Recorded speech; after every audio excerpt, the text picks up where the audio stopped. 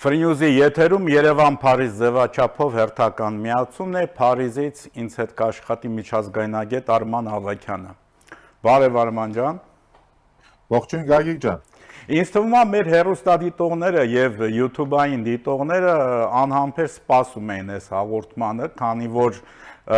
այս օրերին Փարիզը, Ֆրանսիան մի ուրիշ կերպ երևաց Հայաստանում եւ բնական բոնժուղով է, բոնժուղ Երևան։ Ավելին ասեմ, չնայած այն փաստին, որ մեր մոտ Հայաստանում մեզանում մերսի բառը շատ տարածված է շնորհակալության փոխարեն, հիմա ինձ թվում է ավելի լայն տարածում կգտնի, որտեվ այդ մերսին անընդհատ ուղղվեց Մակրոնին, ընդհանրապես ֆրանսիացիներին եւ իրականում շատ հուզումնալից պահեր էին, համաձայն ես։ Ինչ խոսք, համաձայն եմ եւ այդ հուզումնալից պահերը դու խոսեցիր մերսի բառից, ինքը իր մեջ ներառում է նաեւ այդ մերսին, եթե կարելի է այդպես ասել, մեկ բառով, մերսի Մակրոնին, հա, եւս եւ այդ շնորհակալությունը երևաց մարդկանց ընդունելության մեջ եւ ասել կուզի, որ Մակրոն դու չես սխալվել, երբ որ այսքան վստահություն եւ այսքան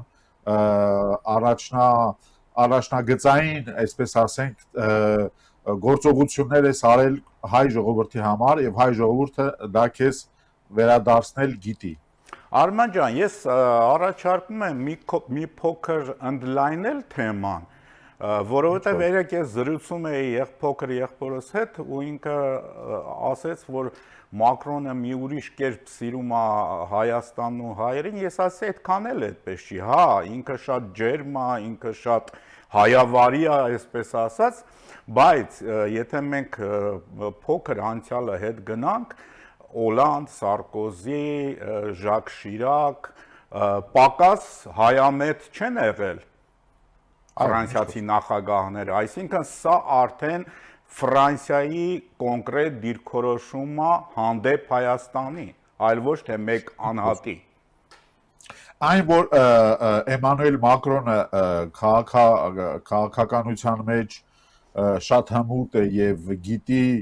ինչպես դեպի իր կողմ քաշել, հա, եւ ինչ խարիզմա ունի բացառիկ, դա փաստ է եւ բոլորը դա գիտեն եւ վերջիվերջո դա այդ մարդու զու չես հանի եւ նրա արտաքին սիմպաթիան եւ նրա Հոլանդի հետ չես համեմատի, չէ։ Այո, կարելի է այսպես ասել, Հոլանդը շատ ավելի տես տեխնոկրատ, հա, նախագահ էր, Էմանուել Մակրոնը շատ ավելի մարդամոտ, երիթե ավելի երիտասարդ եւ վերջիվերջո նաեւ այդ քիմիան, որը կար Մակրոնի եւ Փաշինյանի միջև շատ լավ զգացվում էր, հա, որպես այդպեսին ու այստեղ ֆրանսիական Մակրոնը եկել էր մի գործ անելու, որը հիանալի ըստիս արեց, դա Ֆրանսիայի արտաքին քաղաքականության մի վայր, հա, Կովկասում, որտեղ նա համարում է, որ Ֆրանսիան պետք է ներկա լինի, հատկապես հիմա, որովհետև այդպես պատմություն այնպես արեց, որ մենք հայտնվել ենք մի այնպիսի ժամանակահատվածում, մի այնպիսի վայրում, որը ստրատեգիկորեն արտառոց է եւ շատ կարեւոր է եւ ժամանակն է, որ Հայաստանի Հանրապետությունը եւս օգտվի դրանից։ Ես կուզեմ մատնանշել նաեւ, եթե թույլ կտաս, շատ կարեւոր մի բան, որովհետեւ երկու կարեւոր բան, առաջին մի բանը, որ պետք է մենք իրոք ընդգծենք, դա ապշեցուցիչ է, ինչ խոսք, դա նոր է, ինչ խոսք, պատմական է, դա մեր արտաքին գործոս նախարարության, մեր դիվանագիտական կորպուսի արված բարձր կարգի, բարձրորակ աշխատանքն է, որը թույլ տվեց 50 եւ ավելի երկրի առաջին կամ համարյա թե առաջին ներկայացուցիչների գալ, ներկա լինել Հայաստանում, անոթանալ եւ ամեն մի երկիր իր հետ բերում է նաեւ իր երկրի ժողովրդի հետաքրքրությունը, տեղեկացվածությունը եւ այսպես շարունակ եւ Հայաստանին արդեն դնում է միջազգային խաղացողների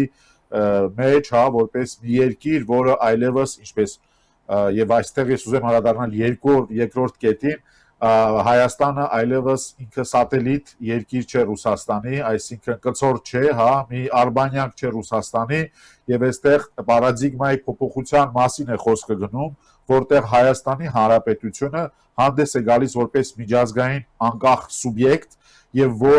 որին այդ հարցում աջակցում է եվրոպական ողջ համայնքը ըստ երևույթին մենք տեսանք, որ եվրոպական ողջ համայնքը եւ նրա մեջ նաեւ Կանադան, հա, որպես համարվում է արևմտամերիկյան Եվրոպամետ ուժ, տես ինչքան հետաքրքիր է, G20-ից 1 ամիս անց Եվրոպան եւս միացավ Հայաստանի Հանրապետության բռնած ուղուն, որն է դեպի արևմտյան աշխարհ, դեպի բաց ճանապարհներ, դեպի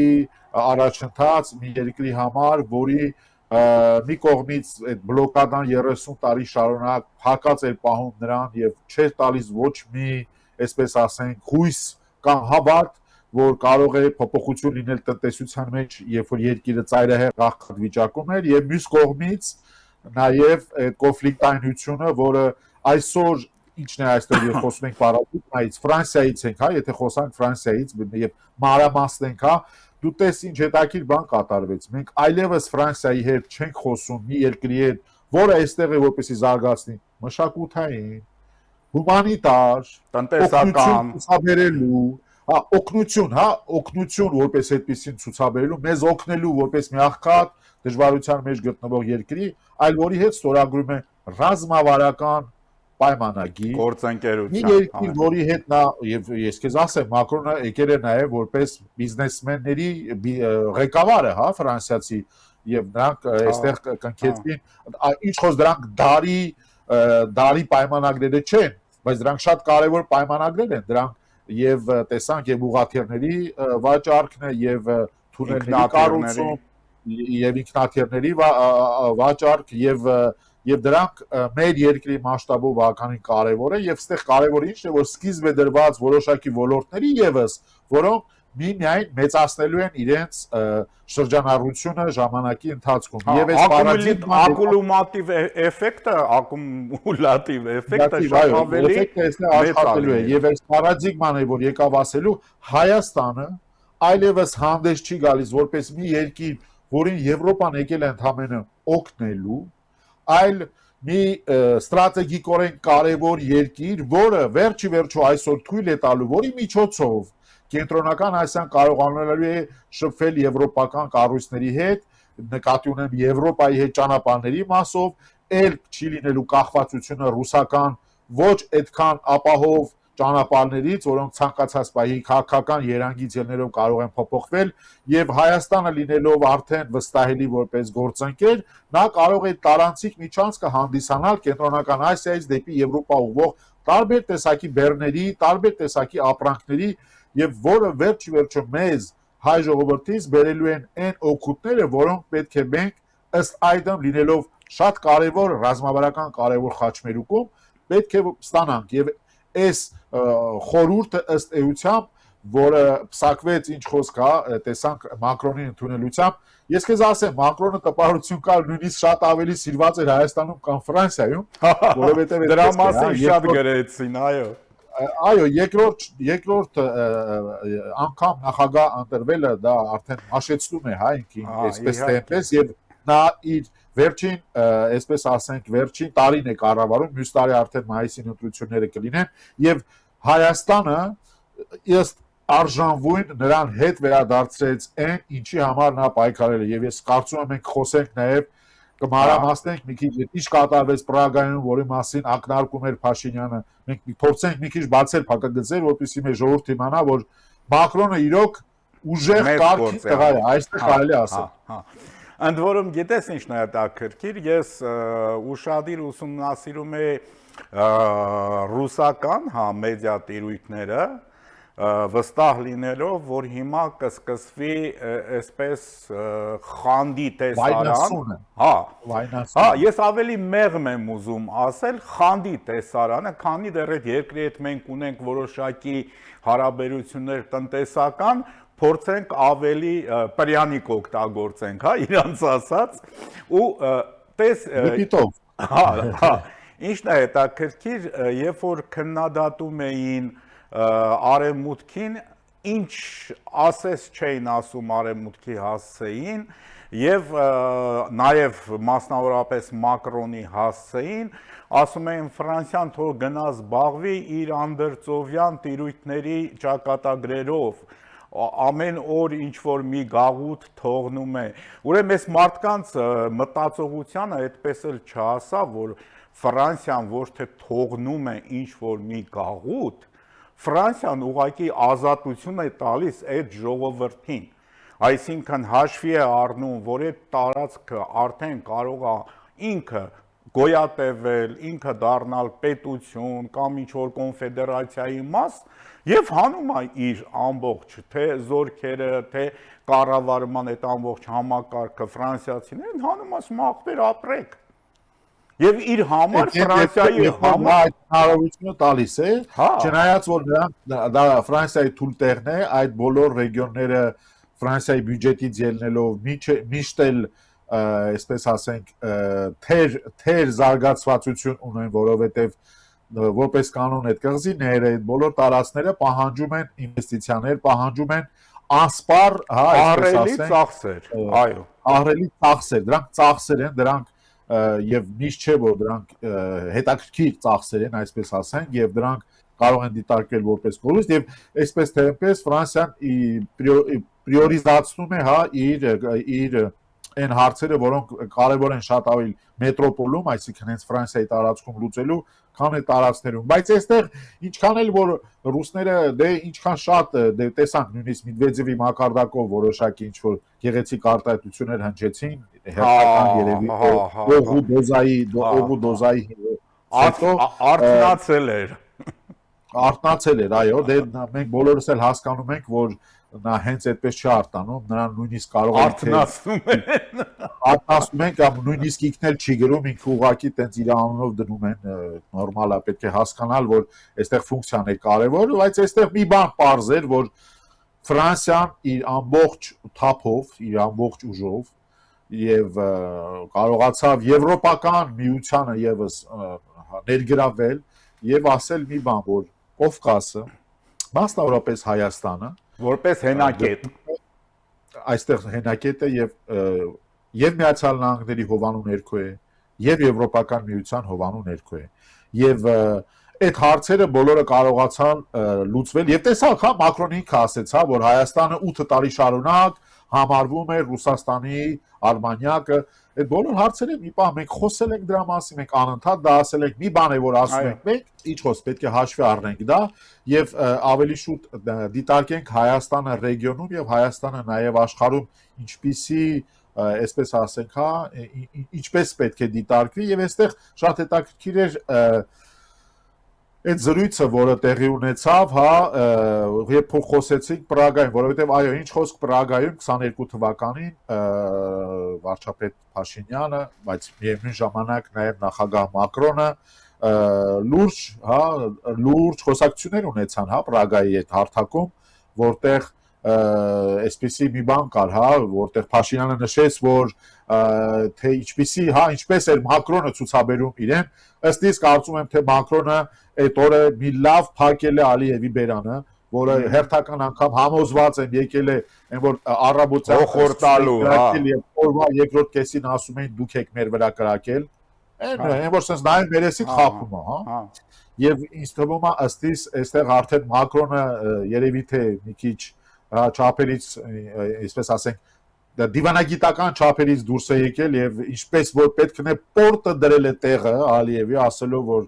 տղա ջան ում ես ձեռ առնում, հա, ինչքան կարելի է խփել, հետո ասել մենք ենք խփում, հա, մահանա գտնել, որպեսզի հարձակվել, դա չի աշխատում եւ ըստ այդմ արդեն եկել են այդ լուծման, հա, որը մենք այսօր, այսինքն Ալմաաթեի այդ հռչակագրի հիման վրա սահմանների սահմանազատում եւ այլն։ Սրանք Գագիկ ջան, սրանք շատ, այսպես ասենք, ամուր, լավ, այսպես ասենք, շատ քաջ որոշումներ են, որոնք հեշտ չեն եղել կայացնելու, բայց սրանք պրագմատիկ որոշումներ են, պետք է նաև մենք ֆիքսենք, որ սրանք վերջի վերջո, դա ես երևի թե կրկնեմ Մակրոնի խոսքերը, դրանք պրագմատիկ որոշումներ են, որոնք կայացրեց վարչապետը եւ որը անհրաժեշտ են, որովհետեւ մենք վերջ-վերջո հասկացանք, որ օգնողները միշտ չէ որ ներկա են կամ միշտ չէ որ օգնում են հենց այդպես եւ մեզնից լավ մեզ ոչ մեկ չի օգնելու վերջո։ Եվ գիտես մի հետաքրքիր հանգամանք էլ ես նշмарեցի ակնհայտորեն Եվրամիությունը կոնսոլիդացվել է ու այս կոնսոլիդացիայից հետո Եվրամիությունը սկսում է մրցակցել Միացյալ Նահանգների հետ Եվրոպայի տարածքից այն կողմ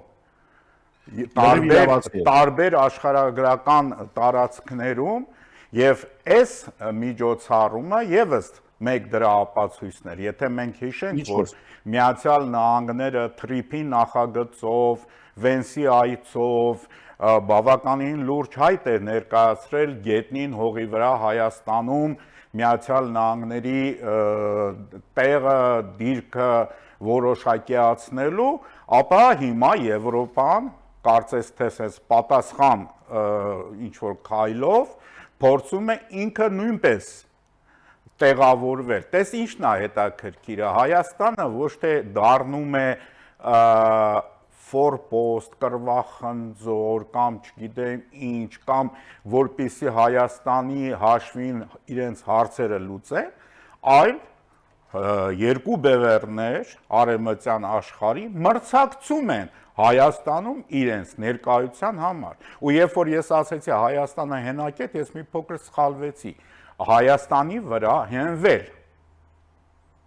Այսինքն հարավային Կովկասում հենվել Հայաստանի վրա։ Եվ այս բանը ասա Խնդրեմ, ըստ էության Գագիկ ջան, լրացնելու համար քո ասածը Եվրոպան ըստ էության այո, ավելի կոնսոլիդացվեց, հատկապես դες վերջին այս Հունգարիայի ընտրություններից հետո, երբ որ վերջո այդ 90 միլիարդի փաթեթը վերջո Եվրոպան կարողացավ հատկացնել Ուկրաինային, հա, որ կարողանա ամբողջ տարի, հա, դիմագրավել ռուսական ագրեսիային։ Միջայլոց խոսենք դրանից, որովհետև մի պահ, որովհետև Իրանում այն ինչ որ կատարվում է, մի տեսակ քողարկել այն ինչ որ կատարվում է ուկրաինական ֆրոնտում, վերջին մեկ ամսվա ընթացքում ռուսական բանակը ոչ մի առաջընթաց չի կատարել, բացարձակ ավելին կորցրել է 120 քառակուսի կիլոմետր տարածք եւ ֆրոնտում գործեր այդքան էլ լավ չեն Պուտինի 32000 զոհեր, դե ինչ որ զոհերը շատ տխուր է ֆիքսել, բայց պատերազմի զոհերը պետք է լինեն եւ մամուլը միջազգային արդեն որերորդ տոն է խոսում է, թե ինչ աստիճանի նախագահ Պուտինը թաքնված է եւ թե ինչ աստիճանի այսպես վիդեո հաղորդումներ են անընդհատ հեռուստատեսությամբ ցույց տալիս, այնինչ նա որևէ բունկերներում թաքնված է եւ դա հասել է արդեն այն աստիճանի, որ բոլոր իր այդ մերձավորները ստուգվում են, բոլորը մի խոսքով ահավոր կոնտրոլ է գնում եւ այդպես սլիվներ եղան, հա, այստեղ մամուլում, որ այսպես ռուսական հատուկ ծառայությունները մի այլ կարգի հսկողություն է սահմանել նախագահ Պուտինին, որը վախենում է, հա, հատկապես այն ինչ որ տեղի ունեցավ Իրանում, չեք մոռանում, հա, մեկ հարվածով ասում է ճանապարհեցին մի քանի եթե չասենք մի ամբողջ ռեժիմ եւ Ռուսաստանը կոնսոլիդացվել է եւ Եվրոպան կոնսոլիդացվում է եւ Եվրոպան վեր է գտնում իր տեղը այն տեղը, որը նրան շատ արագ կերպով նաեւ Միացյալ Նահանգները հիշեցրեցին եւ Եվրոպան, որը հարուստ մայրցամաք է, ունի հարուստ ունի հնարավորություններ, հա, որպեսզի գնողունակ շուկա եւ վերջո Հայաստանը շատ կարեւոր մի հանգույց է, մենք որի մասին խոսեցինք, Կենտրոնական Ասիայի հետ ապրանքափոխանակության համար եւ այսօր Ռուսաստանը մտածելու ունի ինչ խոսք եւ նրանք ովքեր վախենում են, մտահոգվում են, որ Հայաստանը այսինչ խաղերի մեջ է մտել, գիտեք մի պահ է գալիս, որ պետք է մի ընտրություն անես վերջո դու չես կարող անընդհատ ես հասկանում եմ որ այսօր մեր ընտրությունը դեռ արված չի որ այսօր մենք Եվրոպայի մուտք գործելու անդամ չենք նույնիսկ եթե օրենք ենք սահմանել եւ ես հասկանում եմ որ այսօրվա կառավարությունը փորձում է այսպես էկվիլիբրիստի պես հավարել այդ կրկնակի քաղաքականությունը, բայց մի բան հստակ է, որ ես հասկանում եմ, որ Հայաստանի կողմը շատ հստակ հասկացել է Ռուսաստանին, որ եթե այսպիսի սպառնալիքներ լինեն, Հայաստանը դուրս կգա վերջի վերջո այդ ԵԱՏՄ-ներից, այդ ՕԴԿԲ-ներից եւ 50 ավելի երկիր այստեղ են վստահելեցնելու, որ Հայաստանին չեն թողնելու, որ այսպես ասենք նրա ջերմուկը կամ նրա մյուս ջուրը կամ նրա արտադրանքը կորի կամ չկարողանա այդ 40% ինչպես են ասում այդ ապրանքաշրջանառությունը, որ Ռուսաստանի հետ է կոմպենսացնել Եվրոպայի հետ, հատկապես երբ Թուրքիայի հետ սահմանը կբացվի, որում ես այսպես ասենք ավելի քան համոզված եմ եւ այստեղ տեխնիկական հարցեր են հիմա ավելի շատ ճշտվում։ Միանշանակ եւ ակնհայտ է դառնում, որ Հայաստանի իմիջը որպես գրավիչ երկիր, որպես անվտանգ երկիր, որպես տուրիզմի համար հրապուրիչ երկիր գնալով ավելի մեծանում է։ Ուրեմն Ռուսաստանից այսքան նեգատիվ հաղորդումներից հետո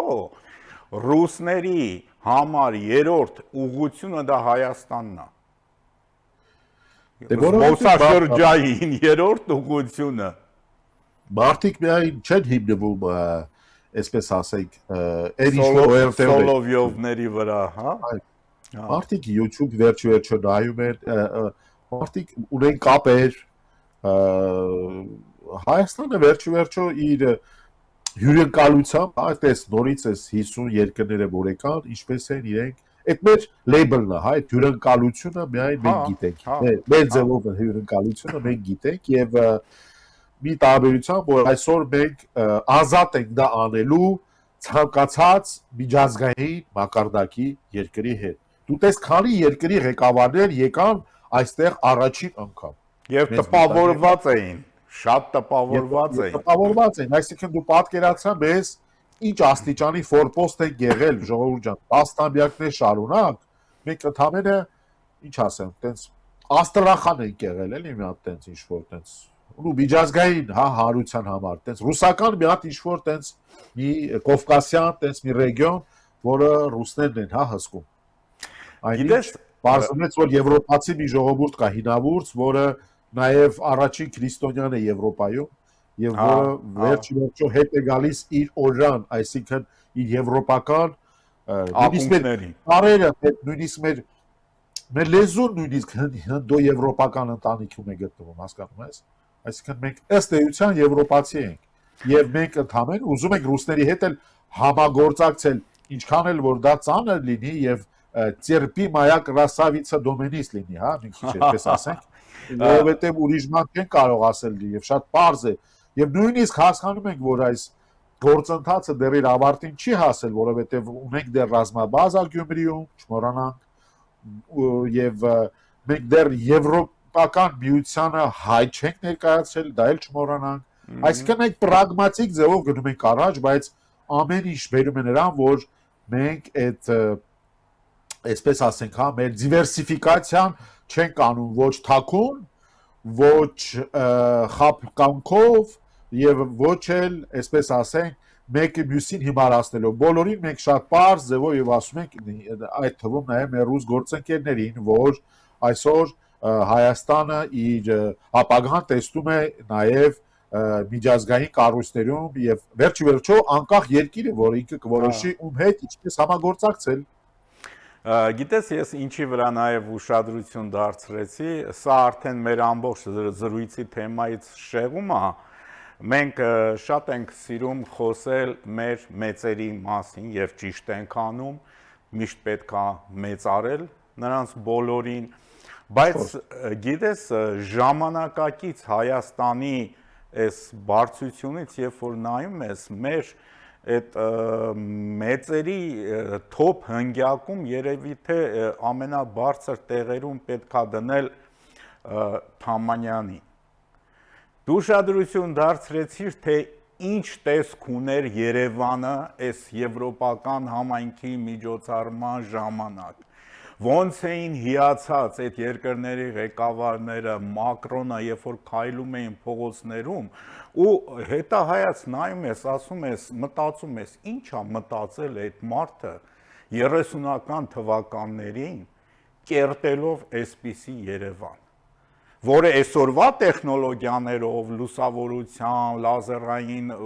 տարատեսակ բաների շնորհիվ դառնում է գեղեցկագույն գերժամանակագից քաղաք։ Այո, դե սա տիպիկ Երևանն է, հա, այդ տուֆի գույնը եւ այլն։ Այո, Սա մեր մայրաքաղաքն է, ինչպես մենք դրան նաեւ սուբյեկտիվ աչքով ենք նայում, սովորել ենք, վարժվել ենք մի քիչ էլ։ վարժվել ենք եւ հետո վերջի արտասահմանցի հյուրերն էլ այս քաղաքավարությունից ելնելով պետք է նաեւ շատ հաճախ ասեն ինչն է եւ գովեն մեզ գովեստի խոսքեր ասեն, բայց նրանք շատ լավ հատկապես հասկանում են, որ այստեղ կա մի Գագիկ ջան, այդ Թամանյանը հենց այնպես չի ծնվել։ Սա մի հինավուր ժողովուրդ է, իր մենք ցիվիլիզացիա ենք։ Այո, մենք հինավուր ցիվիլիզացիա ենք։ Եվ դրանից մենք այստեղ պետք չի հավելյալ ինչ-որ հպարտություն ունենալ։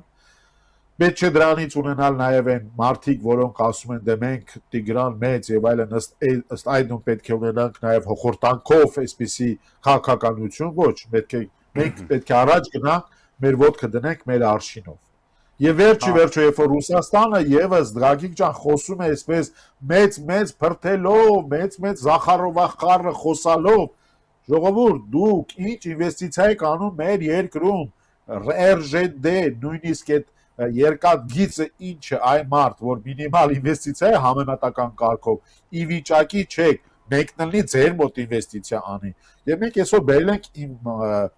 մարդիկ, Ամերիկ Միացյալ Նահանգներ, որոնք մինչև 15 միլիարդի հասնող ներդրումների մասին են խոսում։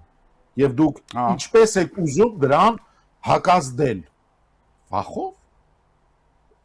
Դուք Ուկրաինայում տեսեք գազի գնով, հա, էլ ուրիշ բան չկա։ Ատոմակայանով, հա, որովհետև այստեղ խոսենք, հա, ինչն է խնդիրը։ Տեսնում ենք մոդուլյարի հարցը կա Միացյալ Նահանգներում, գազ, ինչու ոչ, ուրիշ տեղից էլ գազ կարող է գալ, փակել ճանապարհները, խնդիր չկա, դուրս կգան Օդեկաբեից, տեսնենք այդ Օդեկաբեն մեկ օրում ինչպես է պայթում, հա, արդեն լիքը բան կա որ պայթել է, որից ամենակարևորը ռուսական բանակի միֆը։ Ռուսական բանակը վերջի մեկ ամսում ոչ մի բան չի գրավել։ Ոչ մի բան։ Հա, եւ ըստ այդմ ամեն ինչ որ ասում են դուք ոտքը ըստ քո բանի հա մեկնի, եթե այդպես որ մեծ փրթում եք, ինչով եք դուք ապահովելու Հայաստանի առաջընթացը, ինչով։ Դե 81 տարի առաջ հաղթել են Գերմանիային։ Դե հա, դա էլ ուրիշ բան չկա, այսինքն Յաշինը լավ դարպասապահ է։ Հաղթել են Գերմանիային ամերիկյան զենքով, սնունդով, կյանքերով, Ամերիկը տվել է Ամերիկան։ Այո, կյանքով, բայց տեխնիկական ամբողջը ապահովել է Միացյալ Նահանգները։ Ինչը որ այսօր անում է Ուկրաինային, եւ որն էլ թույլ է տալիս ձեզ դեռ Կուպյանսկի կողմերը այսպես մաքարելու։ Այո, եւ երազել Գուլյայ Պոլեի մասին։ Ես կարծում եմ հիմա էլ չեն երազում դա, դե հիմա երազում են ինչպես այս հարցը փակել, ինչքան հնարավոր է, քիչ, այսպես ասենք, քիչ վատ էֆեկտով, որովհետեւ ըստ էության սա երևի դարի ամենասխալ գեոպոլիտիկ հաշվարկն էր, որ Պուտինյան ղեկավարությունը նախաձեռնեց եւ պարտվեց։ Այս հաշվարկը պարտված հաշվարկ է եւ ըստ այդմ նաեւ դա շանս էր Կովկասին նաեւ անկախանալու եւ այս պարադիգման ամբողջը փոխվել է։ Արման ջան, շնորհակալություն, մեր եթերաժամը հաջողությամբ նորից սպառվեց։ Դե այս թեման մենք կշարունակենք նաև մեր հաջորդ հանդիպման ընթացքում, որովհետև ինքը չափազանց տարողունակ է։ Դեռ էլ պետք է ուսումնասիրել, եւ շատ կարեւոր, ամեն ինչ չի որ մեզ մոտ լուծված է, բայց հիմքերը դրված են։ Բետոնում ենք հիմքերը, լավ հիմքեր, որոնք մեզ թույլ կտան այդ բազմա վեկտորային քաղաքականություն առաջ մղել։ Այո, շնորհակալություն։ Ես եմ շնորհակալ։ Հիշեցնեմ, որ Երևան-Փարիզ ձևաչափով ես զրուցում էի միջազգայնագետ Արման Ավագյանի հետ, ամենայն բարիք ձեզ։